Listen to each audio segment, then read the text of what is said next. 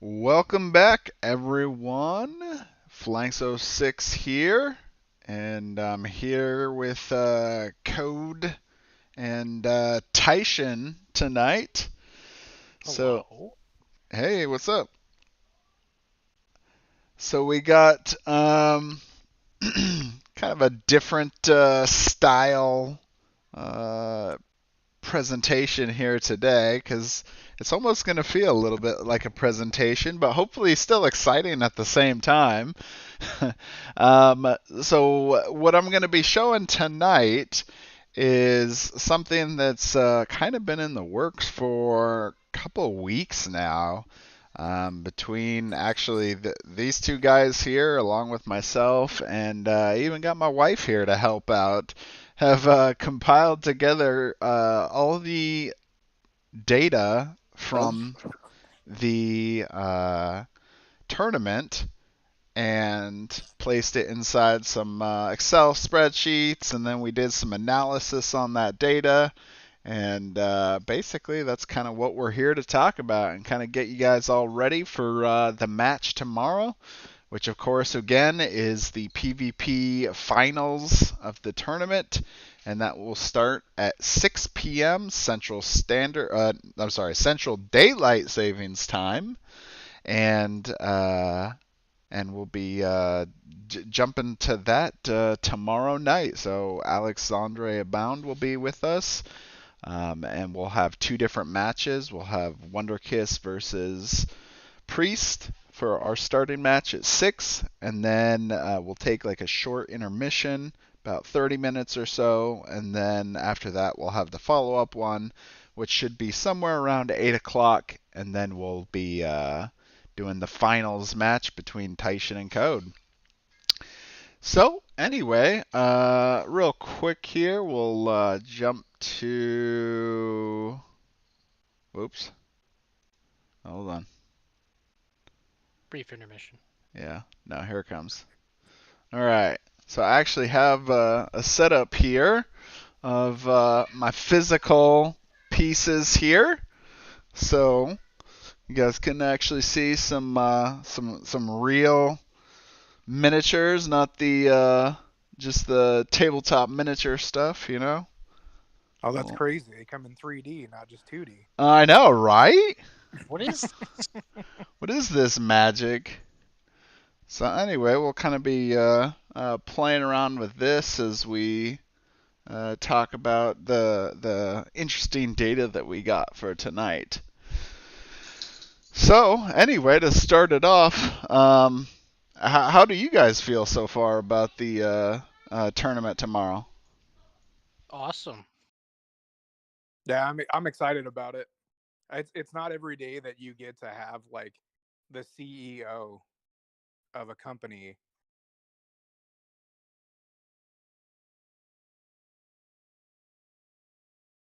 do commentary uh on the board game that they created. So I think that that's super cool and exciting. Yeah, that's definitely exciting. To especially have you know, if you know the history, the original game took 5 years, and I guess Daenerys took two. Uh, so it's gonna be cool to have the guy who 1/3 of the original development team commentary. So um, I'm interested to hear the commentary after, Yeah. because A little nervous about it though. yeah, I feel like I'm gonna embarrass myself and be like, "Oh, you don't know what you're doing." So, Alex is gonna be like, I. There's no strategic reason why you would do something like that. That doesn't make any sense. But he's just going for it, man. I I doubt that's going to be the case, but he's already watched in our previous videos, and of course have been in uh, a couple himself. So I think he's Mhm. at least kind of prepared a little bit to see what quality there is, and even still, I don't know if he can speak too much either because so far we have bested them. I think two out of the two times so far.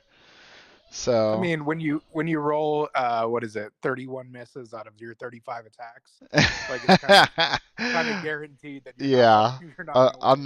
that first one that he did, it was definitely some rough rolls. But the second one, I don't think he missed quite as much on that one. Mm. Anyway, so yeah, it's exciting that he'll be here and he'll be able to answer a few questions. Um, I believe tomorrow too. So we'll have, probably it won't probably be a ton of time to really do like a big Q&A or anything like that, but we might have a little time to ask him just a couple questions here or there. Because I'm sure everyone still has lots of questions about how the development's going, and of course the RPG, which should be coming out, at least the Kickstarter, in like a month, right? Yeah, I think Yeah. May is the Kickstarter official.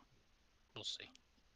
Yeah, and we never actually got any kind of update on if the timeline of the Kickstarter has changed as well, especially with the change in Wave One. Because originally the whole reason that the RPG Kickstarter was pushed back, it was supposed to originally happen in February, was because they felt they essentially felt bad. They didn't want to, um, they didn't want to release a whole nother Kickstarter when the first one hadn't even started shipping yet. Hmm. It's just generally, a lot of people that do Kickstarters like that, they'll feel, kind of, at least the fans can take it pretty negatively, right? Right. So It's pretty common thing upon Kickstarters not to start the next one without the first one starting at least to ship. yeah, yep, and that happens. So anyway, so they did push it back to May. So hopefully we'll see if it's still retaining that May time, or if the time is shifting to another time. Anyway, let's kind of jump into the main bulk of what we have for tonight, and that is pure stats. So I hope you guys are excited for some numbers and some graphs, because it's going to be just beautiful of that tonight. What's funny is I actually just watched the How I Met Your Mother episode where Marshall is like obsessed with creating graphs. Uh-huh. So I'm all about this life right Oh, now. you're all about the graphs. Awesome. Well, you're prepared then. So, Let's Looking uh good let's for start now. off. So we took a lot of different data. Some of the data has to do, just normal things, damage, healing, kills, deaths. But some other data counted like friendly fire. I guess I can just pull that up real quick here. It's a little hard to see, but this is generally what it would look like. We have our players, what heroes were used in this match, how much damage each one did, healing, kills, death, like I said.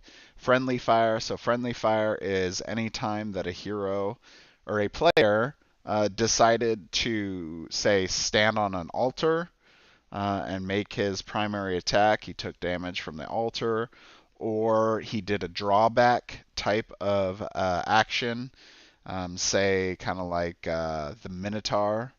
The Minotaur has his, what's it called? Uh, Reckless blow. yeah, reckless blow. That he takes the 3 damage before he makes that attack. So that, or interrupts, is another good example. Or choosing to walk through lava to do their attack, we counted as friendly fire. And yeah, so anyway, that's kind of friendly fire. And then health left is the amount of health that the match ended with. So, like, for example, in the match I have right now, a bunch of all these heroes here were all alive by the end of the match. But in some matches, that's not the case. Say match 5 here, there was only one hero left, and everyone else was dead. And then, of course, we took some notes on when certain things happened and what heroic actions were used. All right, so the additional data that was added was kind of pulling together those pieces before. So this slide here is referring to the least used heroes. So there was 6 heroes that were only used once. There is actually some pretty interesting data on that though. So, you'll notice here that 3 of these heroes are actually specials. The Shapeshifter, Huron, the Emperor, and Taliser are all special characters, so of course people are a little more hesitant to use those special characters, I think. Probably just because they are a little more unique. They don't really kind of display what they do on face value. You kind of have to spend a little more time digging into what they kind of specialize in and how to use them effectively. And versus like a healer, right? All the healers, I mean a little, not as much with Ustar, but basically all the heroes, right? They all do some kind of healing, so you already know what it is. Anyway, so that's kind of interesting to note here. Then we got Oris, Liana, the tactician, and Ustar, the healer, the necromancer. So the interesting thing to note actually here is the average damage per match. So this is actually since it's per match, they all have the same amount. So what I did was you take the amount of damage that character did and then would divide by the number of times that they're used. In this case, Oris here has 116, which is I'll kind of sneak peek you right now, is actually one of the highest damage characters for the entire tournament, and he only was played once. So it's pretty amazing to see Oris, not a character that a lot of people really see as like a high type of damage characters, but he does, have a few, really strong abilities. It's just knowing, like when to use it, right? So let me jump here. All I right. also think part of the damage per match also has to do with survivability, That's because true. some of your some of your really high damage output characters often get focused really fast, and so they die much quicker. And so in this particular match, when Oris was used, he wasn't focused at all, and so his medium damage output and his survivability is really what kept him alive. Yeah, exactly. So Those who he didn't know, that was Tyson who played him.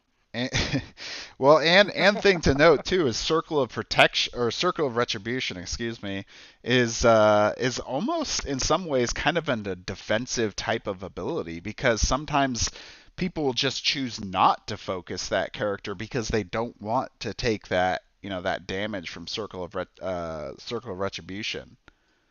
Mm-hmm. So, and we've seen some games before too where, like Rankier, for example, the Dragon Avenger, he had a similar situation of, being used a lot, but still being able to put out a lot of damage with his passive ability.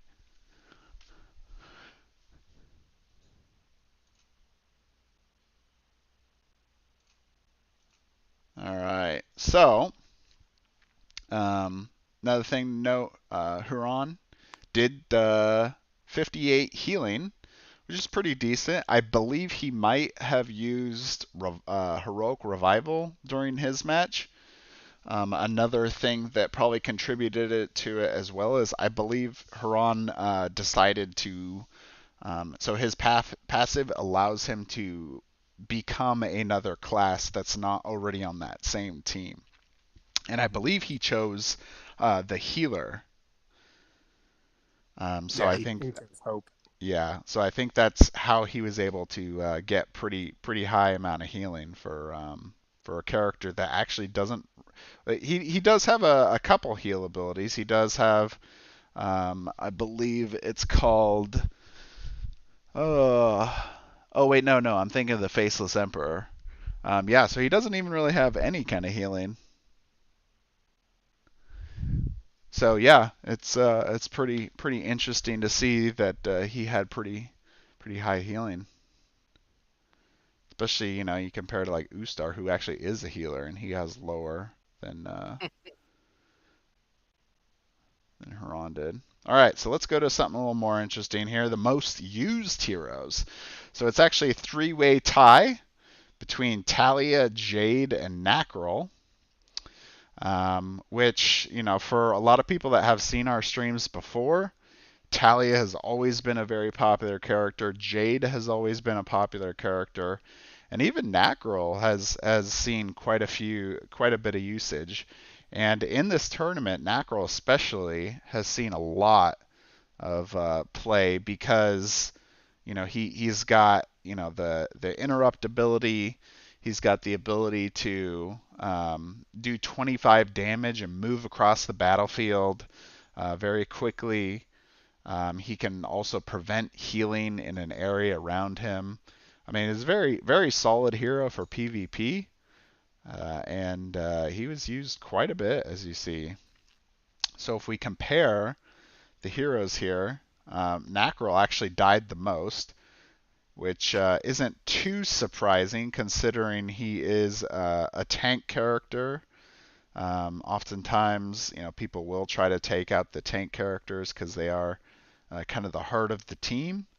And especially, you compare it to like Jade and Talia, who were much lower on that scale.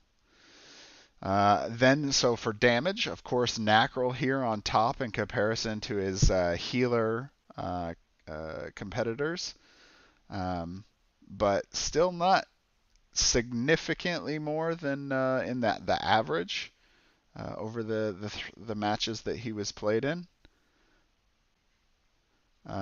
Then, of course, his healing all the way zero because he actually doesn't have any heals. That's where Jade and Talia definitely surpassed him. And Talia, I believe, is the highest heals for the entire tournament. So, as you see, 57.5 healing per match.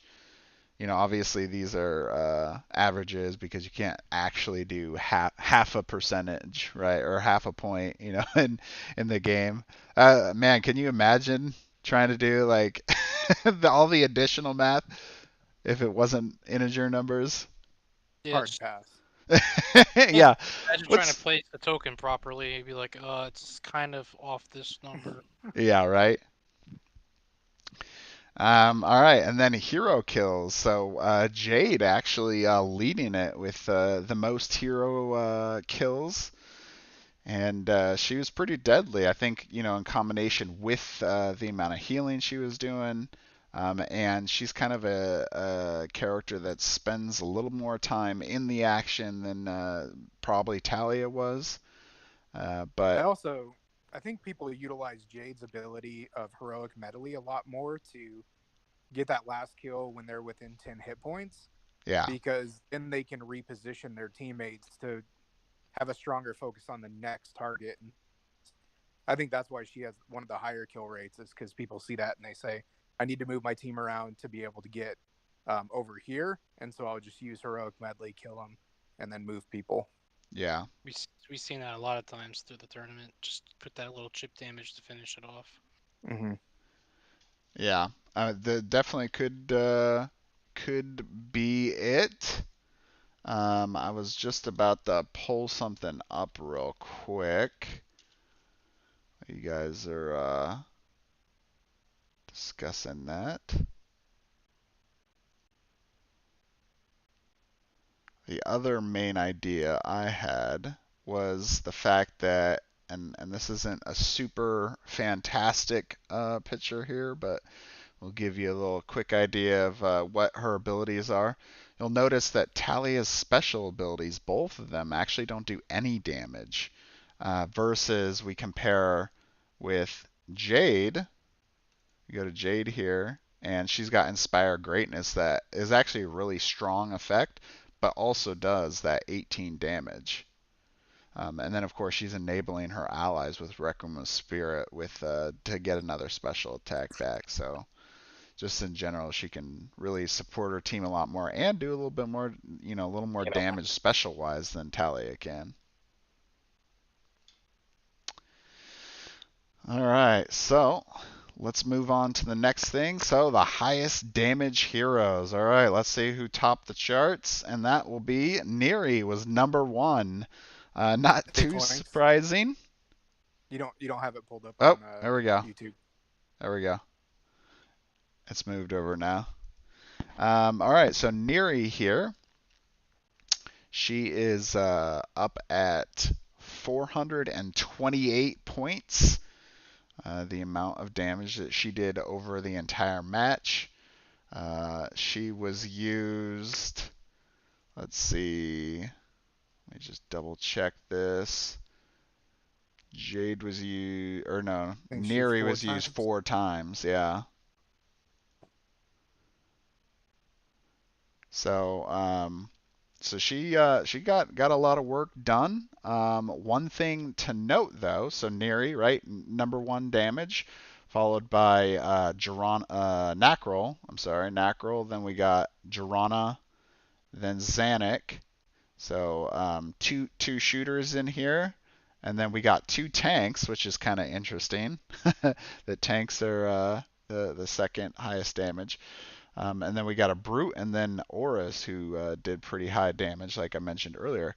But the more interesting part is this average damage per match. So you notice Jirana, she did quite a bit of damage, but only 80, right? Even Neri, our number 1 damage dealer, actually did 107, so even less than Oris, or just a little bit more than Zanuck. But most surprisingly is right here is Cedric, who is almost at the end of this top, what is this, top 6 list. But his average was 122. So that guy's plowing. I mean, 122 damage. That's basically almost two whole characters worth of health. That's pretty amazing. And he was only used, I believe, twice. Mm-hmm. Crazy. So. I mean, he has the potential for the highest damage output in the entire game. Oh yeah. But if you look, he died both times he was played as. Exactly. And once again, that goes back to like he gets focused real fast because he's a threat. But obviously, if you can keep him alive, he's just going to pump the damage. Yep, exactly. And I think a couple times that was the case with him, that he did get down to that area and wasn't like immediately focused down right at the start. So he was able to get a little bit of damage in there at the beginning, but even more once he was worn down. All right, then moving to hero healing. So this is all just the highest damage heroes we're referring to. So Zanuck, 18, actually leading it, which is kind of funny. Obviously, these 3 characters don't actually have like healing abilities, right? So this is through other methods, such as heroic actions. And then down to hero kills. Nacrol here leading it with the most hero kills in this case. Let me double check that. No, Rankier is number 6. He's got 6. So he was at the highest damage, but he does have the most kills. That goes back to his dragon blood, just consistent. Yep. If you're blessed when you attack, you can kill people more often. Oh yeah, for sure. The last like 10 or 12 hit points of somebody's life is the hardest damage to do in the whole game. Oh yeah, for sure. I mean, I think we had, I'm trying to remember which match it was. It was probably like either number 2 or number 7 or something like that, where one of the players kept saying like, "Oh my God, I just cannot kill this character." You'd like get low and then get healed back up, then get low and then get healed, or get some kind of heroic action or something. So moving on to the most healing heroes. We got Talia, like I mentioned earlier, number 1, Jade, number 2, Tarim, number 3, and then Haran, number 4 in this case. Obviously, is much out of the ballpark in comparison to those three. But, Talia, such a strong, powerful character. Looking at her abilities, being able to Nymph's Kiss is, such a good ability of that 7 health, which is kind of the middle ground for the healers because she has a little bit more than Jade and Ustar, but then 1 less than Tarim. But even better is the second effect where she gets to bless somebody and hasten, and so that's a very strong ability. That's especially for this tournament, healing is one of the top ways to benefit your team in a whole because you don't have to just do damage. Getting that healing is essentially just as good because if the match ends and you still have heroes on there, whoever had the most hit points by the end would win. And I remember how Haran has that many healing, by the way, because he actually stole Talia's spring seeds and then used it, and his passive was hope. So Yeah. that's how he has 56. So I just remembered that. Sorry. Yeah. No, that's okay. Yeah, that's good. And that is one of Haran's abilities to be able to, copy abilities and use them himself. It's just that versatility is so. I think that's part of what scares people when they play Haran because it's like the actual outcomes are kind of endless of what you could do. But because he's not put into a box, everybody's like, I don't know how to play him, so I'm just going to avoid him. Yeah. Yep. All right, so then let's look at the amount of deaths here. So Tarim did get the most deaths out of all the other most healed character or healing characters here. Then moving on to the damage, so you notice that Jade here, highest damage healing character. And then, of course, you mentioned the most healing, and then the most kills is actually a tie between Tarim and Jade. So that's kind of interesting, especially since he didn't get as much. He didn't actually get as much healing, and he died more than Jade. That he actually tied her on that. I don't have a good answer for that one. Well, Situational. so sometimes, yes, in some of these cases that we're referring to, so we try to base a lot of this on the actual heroes and their stats and everything, but some of this is circumstantial because the stats that we're looking at also include heroic actions, so damage and healing that is completed with that hero when the heroic action is called was assigned to that character. So that's also why you can see like a character that doesn't have any heals be able to get some healing under their character card. But we counted it that way because if you don't include the heroic actions, it's basically like equivalent of completely skipping the character, even though that character's turn was given up to do the heroic action.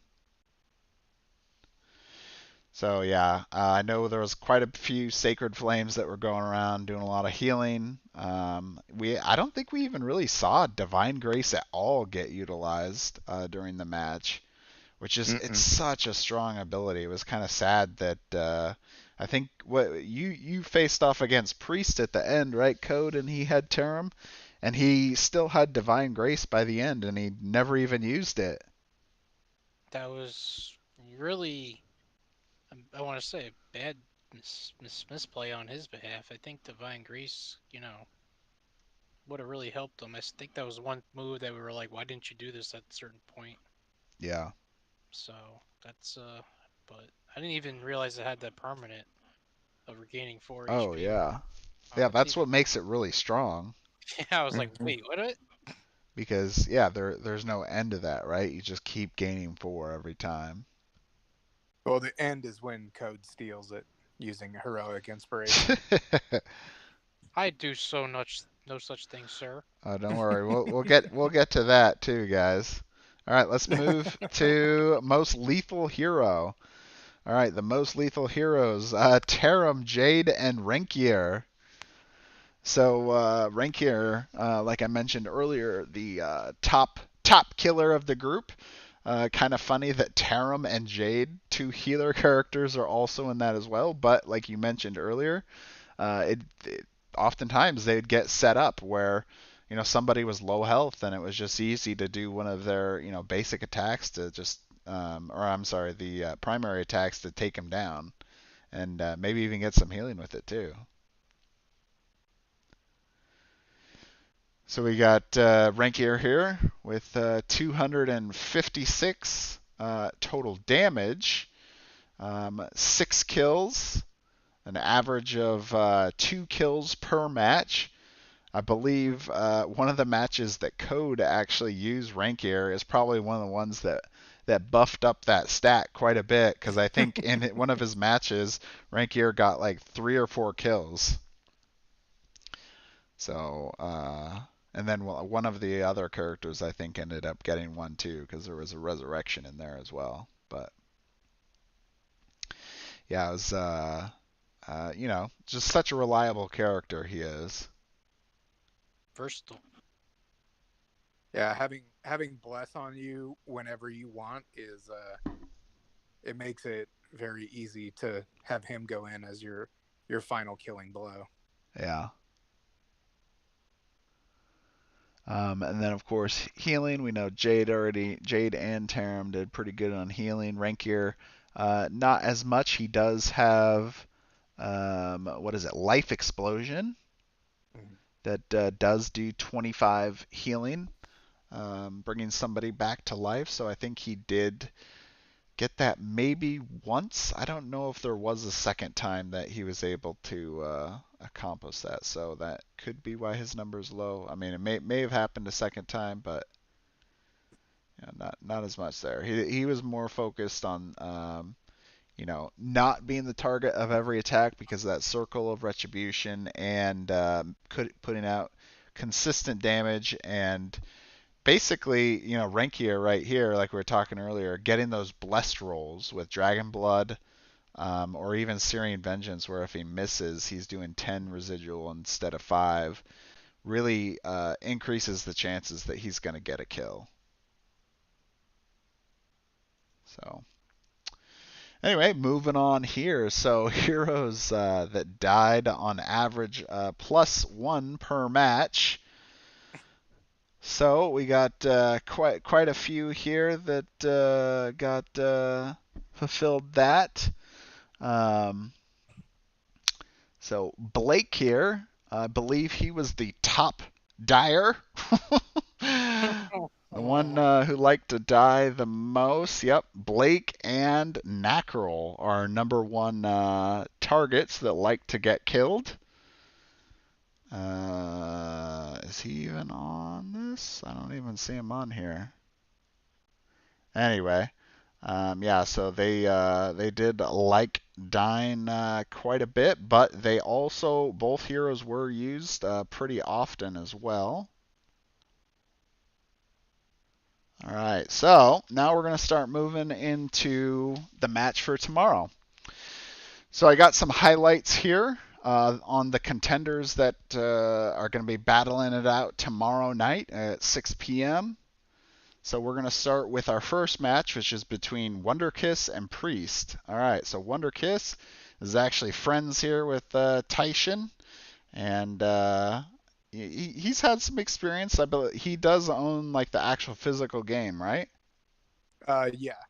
but it's like we had played PvE um in all the times that we played. So I Okay. actually because we're friends in what is it, IRL? Is that how IRL. you say it? That's what the kids uh, say, yeah. and so I brought over Arena because we were doing game nights every Sunday night, and I brought over Arena, and he just fell in love with it. And he's like, I have to have one of my own. So he found a copy on eBay and bought it, and There you go. so we played a ton of PVE with them, but we never played PvP. So Well, even just getting some of that experience can really help, do well in this tournament. for sure. So Wonderkiss here, interestingly, his most used character was Blake. In fact, the funny part is every match that Wonderkiss played in, Blake was in the match. So I'm kind of wondering there is a good possibility that we could see Blake tomorrow in the matchup between Wonderkiss and Priest. Count Blake is a very strong brute character in the, I'd say not as much damage wise, but effect wise. His Call of the Master is a very deadly effect that a lot of players will try to build their strategies around trying to negate that, right? Because you get your character mind controlled who will move and then do basic attacks against your own team. And then, of course, Blood Feast here, being able to do some damage and regain some health for this brute character who can do quite a bit of damage on his own. And, of course, he's got Life Drain. He gets to do some healing, and he prevents healing on that character. And this one is probably Night Cloak was probably the ability that was probably used the most, I think. After watching a lot of the matches over again, was used Mhm. so often. And the reason why is brutes have a movement of 6. The benefit move here gives you a move 5, which is, I think, the furthest movement out of any of the benefit moves, except for maybe, um, I think Mirror. Yeah, Mirror here. Shadow Dance. She can move an 8, but that's a special attack. So out of primary attacks, that's like the best move. Mhm. And then of course it's still a lot of damage, and he gets protected. So that ability was used countlessly.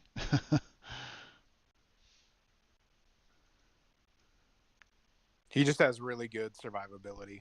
I know that that's ironic because he's one of the most that died the most.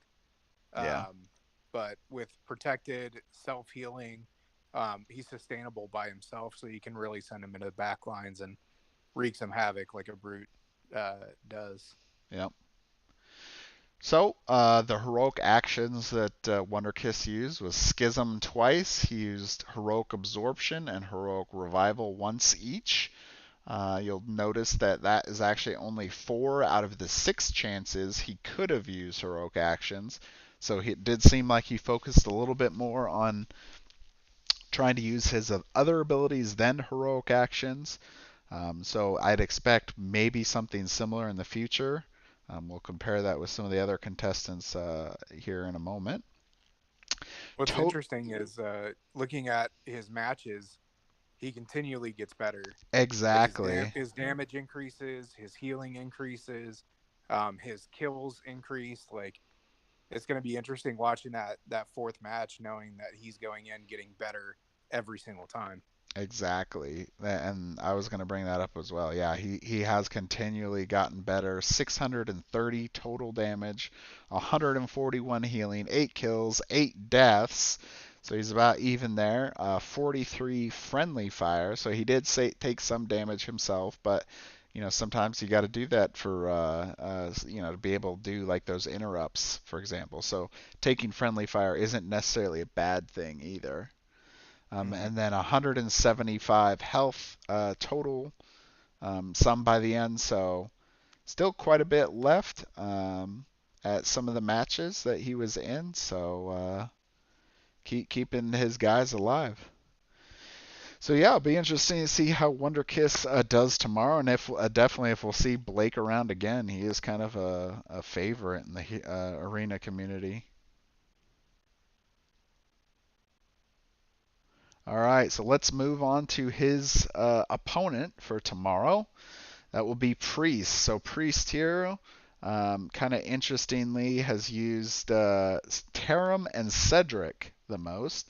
So as we saw earlier, Cedric only played twice. And Tarim, one of the high lethal heroes and pretty high healing character. So two very strong characters that he was playing during his matchups, which is obviously all the heroes I'd say are relatively pretty balanced. There is some that are slightly little bit better, and Tarim and Cedric are probably relatively in that area as well. Mm-hmm. Little higher end. So heroic actions. Priest did use ambush 3 times. Um, that is actually ended up being a favorite of everybody. If we go down here, I had wrote down all of the heroic actions that were used. Ambush was used a total of 10 times. Now remember, everyone, there was 11 matches. Now, obviously, you could use each character or each player could use heroic ambush, so there was increasing the chances of it being used. But still, that's quite a bit. And it's not a bad ability, right? You're getting 20 damage that's absolutely assured, and you get teleported across the map. It's tough to argue with an instant kill. Like, Yep. you have 20 or less hit points, I automatically kill you, and I go to wherever you are, which is often where I want to be, and it's farther away from me. So, Yep. I mean, like I said, those last hit points are the hardest to get someone dead. Yeah. Oh, definitely. So definitely very used ability, and of course, right along there, if you're getting dead a lot, you're gonna want that revival. Revival is just as good. So revival used 7 times. So right there, seven heroes were brought back to the dead to be brought back into the battlefield. Um, and of course, doing 22 healing along with that. So I'd expect to see. Even if you guys don't use that, I'd say there's a pretty good chance that one of these two for sure will probably be selected tomorrow. No doubt. All right, moving down to Heroic Inspiration and Schism. We're tied. Both very good abilities, but a little more circumstantial. Inspiration is often more used with characters like we mentioned earlier with Call of the Master, where you could remove that permanent effect and put it on a different character, or going down here to Jade, Inspire Greatness, being able to pull off that really helpful condition and give it to yourself instead of the enemy having that.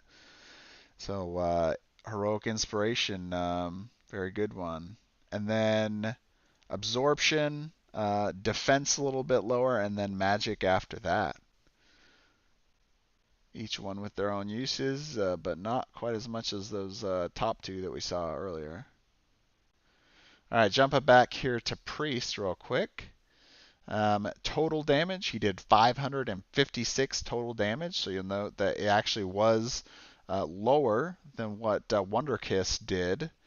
So he's not putting out quite as much damage so far in the tournament. And then the healing was 64, which I think is significantly lower as well. Yep. Either your graphs are off or the totals are off, but one of those things is not like the other. Which one? Well, like the healing, he did about 150 healing according to the graph. Da, da, da. I mean, match 7 alone, he did 86 healing. Oh yeah, you're right. You're right. That I think she mixed up the health sum. She mixed up the health sum. The health sum, it says 4. Yeah, the health. Well, at least the health sum over here shows 4 right here, and then 64 in match 2. Yeah, I So don't have these answers. here I have a second set of data. This was all pulled from anyway. So total healing 64. No, that is what I had. So the graph was Incorrect. Kills, 6 kills and 7 deaths. So a little, getting killed a little bit more with a sub 1 kill to death ratio. And interestingly, 0 friendly fire. So Priest here not taking a single hit from his own team.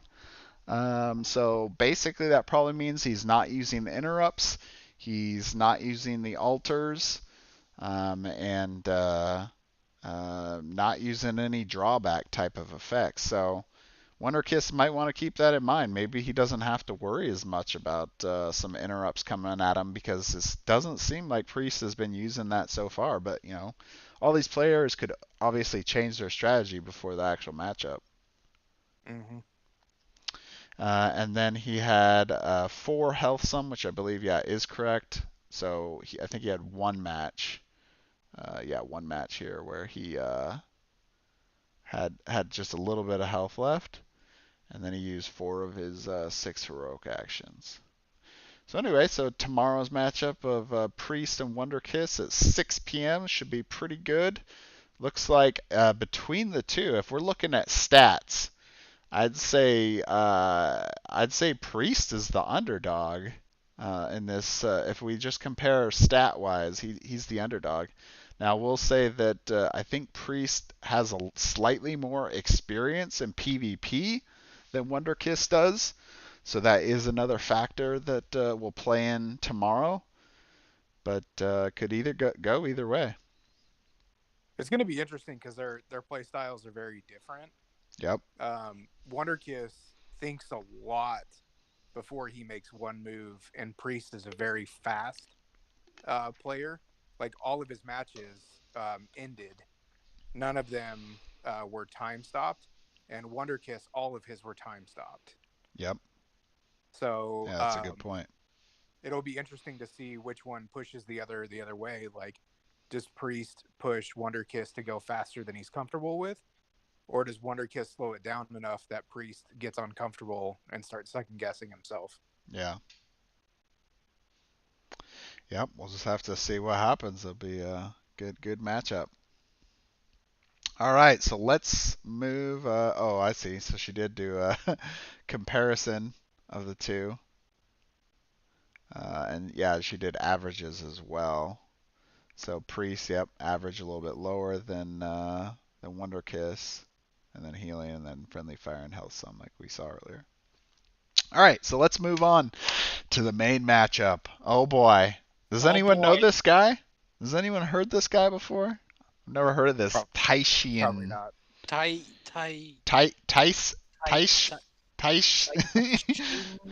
Yeah. Anyway, so Taishin here, we're going to go over his stats. So Taishin here actually did use all 6 of his heroic actions. Heroic Schism used slightly more than his other ones, but you did spread it up. Most interesting that I noticed too was this here. He didn't have any preference. There wasn't a single match that you played that was the same hero. So really anything is possible with Taishin, since he's not picking a fave. I mean, the whole point of this PvP tournament was to showcase the game. So I put it to myself that, like, I'm going to use all the heroes. I'm going to use the heroic actions. Like, let's show people what's possible with the game. Yeah. And you definitely did, because at 832 damage, you definitely really showed quite a bit what you can do. And then 130 healing, so both those stats surpassing what we saw with Wonderkiss, I believe.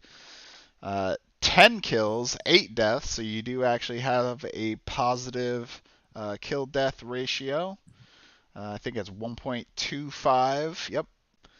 And I believe 832 damage also may make you the highest damage, at least out of the finalists, the highest damage contender.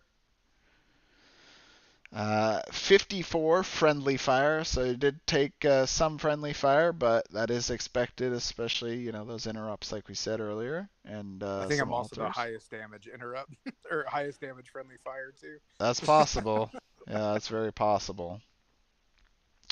122 health sum by the end. You did have 2 matches? No. This first match you actually completed. I remember that one now. Uh, The first match you was against just Wonder you just Kiss, and had we ran out yeah. of time. Wait, you Yeah. ran out of time? I thought you killed them completely. No, we Oh, ran out okay. of time. All right.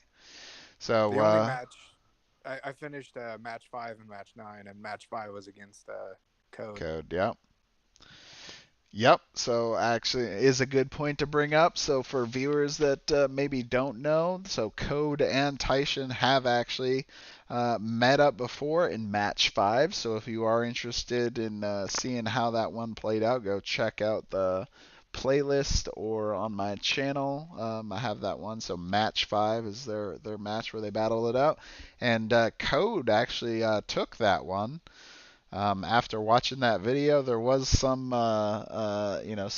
rolls that you just couldn't make, which was just kind of unfortunate. And I think Code got a little bit of lucky on.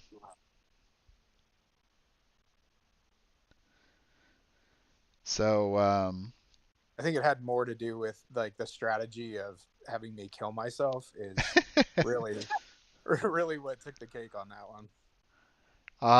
there was definitely a few different things, but that was a really great match, and one a lot of people should go see if they haven't seen any of the PvP matches. That is definitely the one to watch. All right, so let's move to our current leader, Seed 1. Code is in first place in our tournament. In fact, I guess I should have brought up the whole tournament thing. Maybe I'll do it at the end if you guys remind me. The scoreboard. So Code is Seed 1, 3 victories, 0 losses, versus Tyson's 2 wins and 1 loss. Which also, of course, that 1 loss is against Code. The most used characters or hero characters by Code was Jade and Jirana. As we saw, Jade, most used character, and then of course Jirana, one of the highest damage characters. 6 out of 6 heroic actions used, with 2 ambushes, 2 heroic inspirations, heroic magic, and then 1 heroic revival. At slightly less damage than Tyson, he did 811, 237 healing, which I think is significantly more than what Tyson did. 11 kills, 10 deaths, so slightly lower kill to death ratio, but still positive. And only 30 friendly fire, so less friendly fire than Tyson took there. And health Yeah, those sum. are rookie numbers. You need to pump those numbers up. Yeah, With that right. friendly fire. I don't like taking damage if I don't need to, unless it's going to be game breaking. That does seem to kind of be the case. The real question in all of this is how did you get 7 heroic actions in 3 matches? This game is rigged. Oh, Oh, you're right. oh, So good looks counting there. looks. I think Oh. she counted it wrong. I don't It's remember using it's two The 1 magic. and jig's up, 1. Code. Jig's up. Magic should be 1. I don't remember using 2 magics. I was like, wait, I used Yeah, magic twice. it's 1 magic. I thought I used it once and said this card sucks. Yeah. Hey, magic has its place. Oh yeah, it's a great heroic action to provide some versatility. That some of the other ones, they just have a set function, versus heroic magic will give you a little more option as to what you may want to do with it. It's just not as powerful as the other ones. So Code, I mean, you look at how much damage you did. Pretty consistent damage across all your matches there. Healing, you did a lot of healing in that match against Tyson, which probably needed to win that out against him. Man, that guy, he was beating me up. Oh yeah, look here. Yeah, back Good at mug. match 5. Look at this. 332 damage in that match Tyson did. He was mugging me. And he needed that healing to keep going. Yeah, that was. I was mobbing you is what I was doing. Oh, you're mobbing him or mugging him? I think it was more of a mugging than a mobbing, but yes, he was there's mobbing. there's probably a little bit of both. Me. So yeah. Code, are we gonna see some more Jirana and Jade tomorrow? Well, it depends with the special rules. Oh yes, Yeah, that does bring up a good point. So here is the comparison. So I'll kind of talk about that while the viewers look at this. So we do have a couple new rules that we're going to be playing in tomorrow's match specifically for the finals. So the new rules are, let me pull it up here. All right. So one thing is during hero selection, after all 4 heroes have been selected, the winner of the initial dice roll will then get to ban a single hero from the loser's team. The loser will select a new hero. Then the loser team will ban a character from the heroes or the winner's team that won the first roll, and then he will select a replacement hero. So that's something that we haven't done before. So that could throw off people's strategy. it could. That's game changing. Like if I think about the last game with Code, and I built like an entire team around Garen and Talessa working together. Yep. If he would have just been like, Garen, go away, like it would have been way different. Or even Talessa removing her and her area effects. Like it is going to be so interesting to watch who chooses what character to go and why. Yeah. Well, and especially even in that match, there was a lot of attacks that you like just barely made because you had Telessa's exposed aura around. Yes. So it was could definitely be game changing. That definitely could be. That's one of those things that I mentioned when we were talking about teams a lot of times is you know, you always have to have a backup plan if a character gets picked, but now if a character gets banned and it's an essential part of your team, you gotta have you know, another character that could possibly slot right into there. Yep, very possible. All right, Yeah. so then Realistically, you're building a team of 5. Essentially. basically, yeah. All right, so one of the other changes that we're going to do, and this actually is a really minor change, it's mostly that when we were playing the tournament, we started doing the process this way, and we just decided to keep it the same, even though the tournament rule book said it's slightly different. And basically, what that is in the rule book it says you do hero selection, then you place your heroes on the map, then you pick heroic actions. We switched it up with hero selection, heroic actions, then placement. So there could be some counterplay. Basically, you place your heroes, and maybe someone may be more apt to choose like heroic schism, for example, to try to throw somebody off, like either out of position or into the lava or something right at the beginning. It would be a really hard thing not to pick heroic schism if you see your opponent put all 4 people next to, like, within 2 squares of lava. Yeah. And it's like, well, I could do 36 damage for my first opening turn. Yeah, right. And move my people into a better position. Like it'd be hard. Pretty broken. Yeah. Broken. It's not broken. So that will be a little change there, but that should have some impacts. All right, this is probably the biggest change, I think. We are going to use first aid tokens.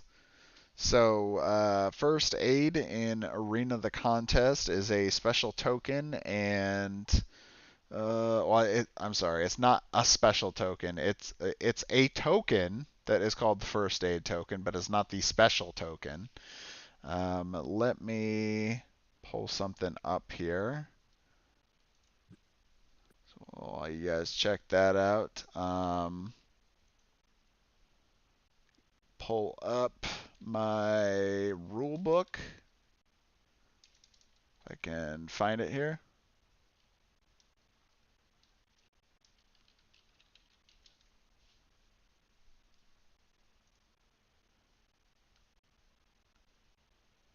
While he's doing that, Tyson, what was your favorite move you saw in the tournament that wasn't yours?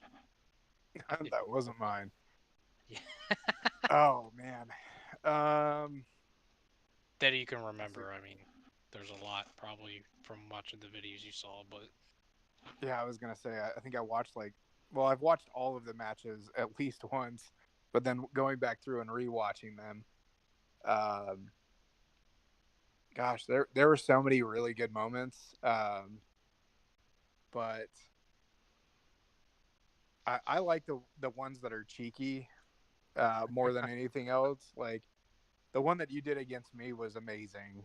That was probably one of my favorites, and I didn't do that one. Um, where you used Elorane to use Garen to use one of my specials against me, and just a crazy chain. So like that's one of my favorites, just because it's something completely different than just straightforward, hitting a really good move. yeah, that was I don't know how. I mean, that was more of a lucky chain reaction. The character had to be right in the places and get three. Well, you had to get the two rolls to finally get to that last one. That was. I'm like, this isn't gonna work the way I wanted to, but it got pretty far, surprisingly. It's that humble brag right there of Yeah. like, I don't know, it's lucky. Like it was all about positioning, and luckily I was in the right position. Yeah. All right, so I got the rule book here open. This is the revised rule book, so the 1.5 version that will be coming in Wave 1 or in Wave 2 of the new campaign. So there's a couple reasons I wanted to include first aid. One is it does provide an opportunity for teams that don't have healers, essentially, or somebody basically not forcing somebody to have to take revive if they want to bring somebody back to life. But the more interesting thing is this change down here at the bottom.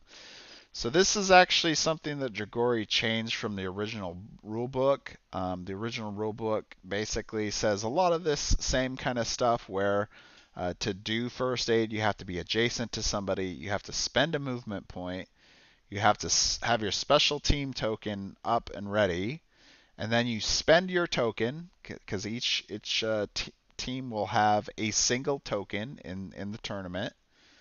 And then you have to have 21 hit points on that character that's using first aid, and they basically give up 20 of that to the person that they're reviving, and they will be revived on the square that they died, and they will gain 20 hit points, like I said. And this is the most interesting part that didn't exist before, with all unspent special attacks available. So, the reason this is important is if you go and look, so you can't even really see it in this picture here, but Heroic Revival, for example, says in the card that it will revive a dead hero and revive them with 22 hit points with no specials available. Basically, it causes your specials to all be gone when you're resurrected. If we go look at another character here that has, let's look at Rankier, for example. Life Explosion. Revive the target, place it in 5 squares of you with 25 hit points and no special attacks. So that actually is a theme of pretty much all of the resurrections and heroic actions, with the exception of one character, and that is Zafaro. Zafara. With Revenge of the Dead, it allows her to revive the target, place it within 5 squares of you with 25 hit points, and one of its special attacks. So basically, she is the only person that can bring somebody back from the dead where they will still be able to use a special attack until now. Now, first aid will allow somebody to come back and say, it's I don't know what Cedric or Averlum, right, getting Shockwave back when maybe he didn't get to use it when he wanted to, and now he's going to be able to start throwing out some massive damage that he wouldn't have been able to do before. That is a crazy change because there's oftentimes that like someone will die and they still have both of their special attacks. Yep. And being able to, I mean, obviously it's a net zero using that first aid token, Yep. giving 20 hit points to regain 20 hit points. But if you can give 20 hit points, regain 20 hit points, and 2 special attacks, I mean, you're cooking with fire with that point. Yep. But that's only if they haven't spent them. Zafara is the only one that can resurrect, and they gain any of their special attacks. So you could actually have somebody blow both of their special attacks, them die, you resurrect them, and give them a third Correct. use of a special attack. So yeah, so it's actually it's a little definitely bit better. circumstantial. In some regards, it's a little bit better, yeah, because you can essentially use those special attacks and then get one back, even if you used it. And there's actually one other little nuance to the first aid, and specifically that is that you are spending a movement point to perform this along with that special token. So what that means is it actually doesn't spend your prime action. So this is probably most effective, I would say, maybe on a ranged character doing a first aid action, considering you could resurrect somebody and then still complete your ranged attack, which, range 8 is standard with most of the characters in the game, and be able to, do your attack and bring somebody back to life. Although, in Which, all fairness, most people die in the thick of the fight. true. So a melee character could just as easily resurrect somebody standing next to them, too. It's possible. Sometimes people get moved off, right, to go chase down somebody else, and then that character is kind of left behind, dead on the ground. So, but But that if they're, I guess, if they're adjacent to an enemy, like say for instance, you had like a 2v2 melee situation going on, and one of your allies goes down, and you use a movement point to resurrect him, that would probably incite a reaction attack. no, it actually specifically says this action does not incite reaction attacks. Nice. Yep. But you wouldn't be able to sidestep if you're not No. adjacent. Yep. Yeah, because that would take all of yours. Okay, yeah. Yep. If I So just read the rule book, I would know. yeah, pros and cons. Pros and cons. So we'll add another element of strategy that hasn't existed in the tournament so far. And the last change for the rules tomorrow will be that we will use a different PvP map instead of that same one that we've been doing the whole tournament. So I have to double check. It might be that snow one, but I'm gonna look first. It won't be a build your own for sure. It won't be that. Because it just consumes too much time to try to do that kind of stuff. Mm-hmm. All right, so back to the spreadsheet here. Finalists most used heroes: Drana, Count Blake, Cedric, Tarim, and Jade. Comparing them all up, Drana, the top damage dealer out of the most used finalist characters, but Cedric, right, with the highest damage per match. Most healing, back to Jade and Tarim, of course. Most kills, Jade and Tarim tied. So even though Jorana and Cedric were doing a lot of the actual work, the healers were able to get those kills. And Blake with the most deaths, followed shortly by Jorana. So another heart character there that died for her team, laid it all out on the battlefield. And this is the final usage there. Pretty split. A lot of characters. I would like to note that all of the heroes were used at least one time. There wasn't a single hero that was never played. So I think that's kind of good just for showcasing the game. This is a friendly tournament, and I think it's good just to be able to see how they all play instead of just people trying to focus on the most known characters and the ones that a lot of people know really good. I also think that that speaks to the balance of the characters, Yeah, where definitely. you don't feel handcuffed to have to use like the top four, that this is like the meta team, and it's just so game breaking you have to pick these four. Yeah, definitely. It is balanced very well, I'd say. Okay, so I think that is pretty much all the content that I had um, for today. So tomorrow is the big matchup, like I mentioned earlier. It is at tomorrow, Saturday, April 3rd, 6 p.m. Central Daylight Savings Time. Make sure to bring some family, some friends, have everyone come out and come watch it because it should be a lot of fun to see these guys battle to the death, see who becomes our PvP champion. And any last comments you guys have? Good luck to everyone tomorrow, and make sure you bring your popcorn.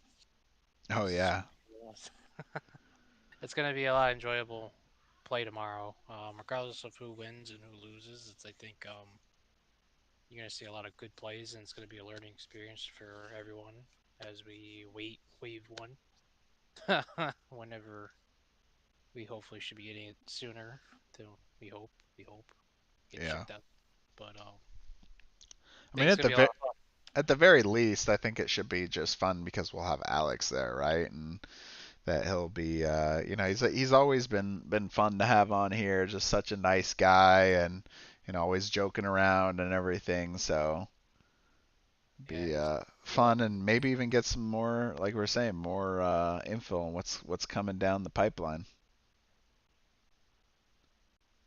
Yeah, I'm super excited. I think tomorrow will be awesome. It'll be super fun to see everybody, and I think that I'm really excited just to see kind of the strategies that people put together, especially with adding a little bit of a twist, like playing on a different map, getting rid of one of the characters, having the first aid token. I think all of those things you'll see come into play pretty significantly.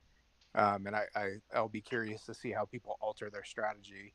Like when Priest gets rid of Count Blake from Wonder Kiss, like what is Wonder Kiss going to do to replace Blake?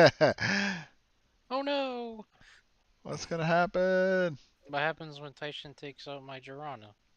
Oh no! Exactly. I would never take Girana from you because I would steal your lightning reflexes instead. See, foreshadowing. Foreshadowing. Little does he know I'm not picking her tomorrow. So Or do I was just looking at my notes here, and I realized that there was one other little stat that I don't have a slide for, but I just will mention real quick. And specifically, that's the character who took the most friendly fire damage, because we didn't actually cover that one. Um, that would actually go to Askren, the Archangel. And it comes as a pretty apparent reason for anybody that's played the game and knows this. I'm going to drop here real quick. If you go and use Exalted Exalted Strike here, Strike. oh, yep, there it goes. Exalted Strike here allows him to transfer up to 10 of his hit points to an ally within 5 squares of him. So that right there easily allows him to do a lot of friendly fire damage to himself. And And he did 61 to himself. and he has an interrupt. And he has an interrupt. So he has even more potential for friendly fire than most characters do. Anyway, that was really the last little thing I wanted to point out there because I just thought that one was actually kind of funny.